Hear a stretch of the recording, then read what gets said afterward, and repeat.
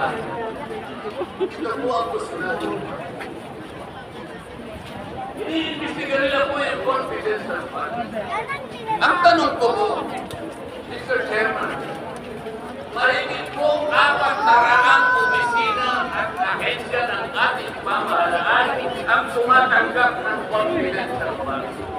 At sila din ay natatawagan ng pansin ng Komisyon. Bakit naman isang opisina lang ang pinipilit yung komisaryo? Hindi ba masyadong halata namang pamumuliti kaya? Ito po yung gusto natin liwanan. Hindi po tayo laban sa pag-iimbestiga ng katiwalian. Ilagay po natin tayo. Sana man lang, kumuha sila ng ilang pang mga bahagi ng opisina na kagaya din ng pagkagamit ng confidential fund. Sapagkat ang layo ng puraw ay makagawa ng batas. Kung talagang gusto ninyong kumuha ng batas, kasi po in aid of legislation, palagi po ito ang nagagamit, inquiry in aid of legislation. Nasa saligang batas po naman talaga ito.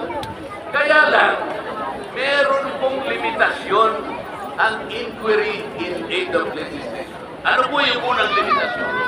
Kailangan po meron ka lang nakapalangkas na batas. Paano? Hindi mo lang makumple-kumpleto sapagkat nag-aatubili ka, baka merong impact ito sa ibang sektor. Kaya tatawag ka ng mga tao na makatutulong sa iyo para sa ganun makumpleto mo ang iniisip mong panukala. Pagka ganun, alam niya kung sinong tatawag. At alam niya rin kung anong itatawag. Hindi po ganun ang nangyayari ngayon. Dahil nga wala na pong rule of law. Basta na lang sila tatawag ng kahit sino sapagkat hindi naman po talaga ang layunin ay kumuha ng batas. Kung hindi kusigin ang taong gusto nilang kusigin. Ito po ang nangyayari. Kaya nga po, kahit sa kagustuhan nila na talagang kusigin ng ICC ang Pangulong Duterte, alam po ninyo. Yun lang ang tanging layunin.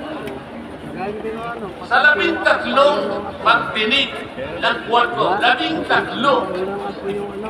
nakapaggawa lang sila ng isang batas na kahit siguro po high school graduate pagtatawarin niya yung kanilang panukalang batas. Bakit po?